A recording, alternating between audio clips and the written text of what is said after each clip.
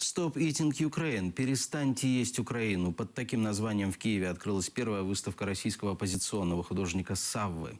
Работы посвящены трагическим событиям последних 2 лет в Крыму и на Донбассе. Карта Крыма на черном фоне и покемон с раскрытым ртом, готовый съесть полуостров. Это одна из 11 картин, представленных сегодня. Пожирає цей Крим, пожирає людські долі, людські душі, людські тіла заради здобутку свого рейтингу. Белые цифры на черных полотнах. Трагическая статистика необъявленной войны. 10 тысяч. Число погибших украинцев на Востоке. Дата оккупации Крыма. Число политзаключенных, которое с каждым днем увеличивается.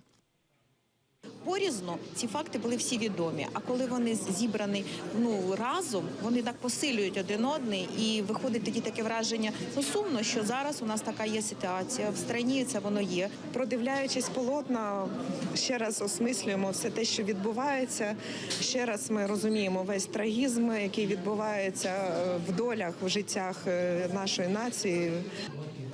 Сам художник на выставку не пришел, предпочел остаться под псевдонимом Сава для безопасности семьи, которая живет в России. По словам друга, из-за своей гражданской позиции недавно ему пришлось переехать в Украину.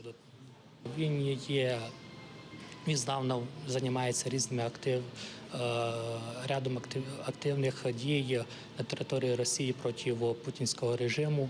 Він за справедливість, наскільки я знаю, він співпрацював із покійним Немцовым.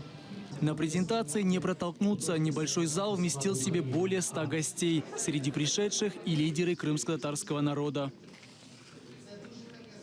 И очень приятно, что выставка художника с такой открытой, мужественной гражданской позицией происходит здесь у нас в Киеве.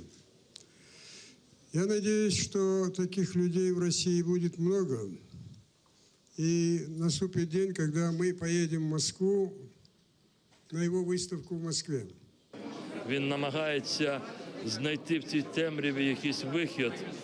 Я думаю, що автор робить роботу за сотні мільйонів російських громадян, які мали би самі знайти відповідь на це питання і зупинити своїх правителів, щоб вони не несли оцю темряву на інші території проти інших народів.